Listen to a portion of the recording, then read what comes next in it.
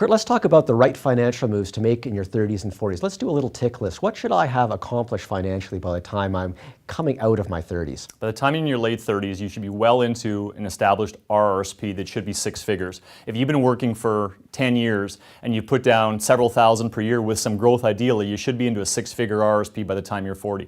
2, if you've purchased real estate, you should have a well step into or halfway through your mortgage. If you kind of follow the old rule of got to be debt-free by 50, 55, you're halfway there at 40, and so your mortgage should be half the size it is.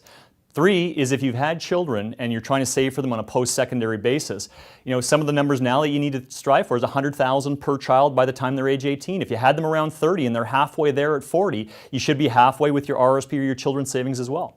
That's kind of scary, Kurt, because I don't think a lot of people will be living up to those standards you just set. What if you're a little short? What should I emphasize? How do I put the pedal to the metal? I think the reality is starting with your cash flows, look at what you're spending. Do you really need the guy pruning your hedge for $400? Overall, and anything else you're spending money on, and dividing between essentials and luxury things that you're spending on.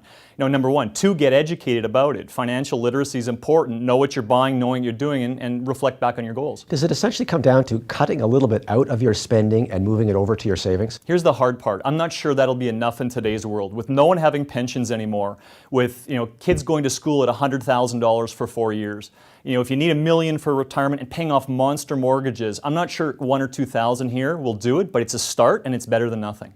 I guess the only other answer is to work till you're 75. It could come to that. They're already talking about that in Europe. In some nations, they've pushed it back. I think I think the last generation that will be okay is the baby boomers who are 50 plus today. But I think the next generation coming up behind will realistically be looking at 70. And you know what? They'll have enough money for essentials. They'll really be working, hopefully, only part-time, close to home, doing something they love, but they'll be working for the fun money, the stuff they really want to do in retirement. Okay, thanks, Kurt. Thank you.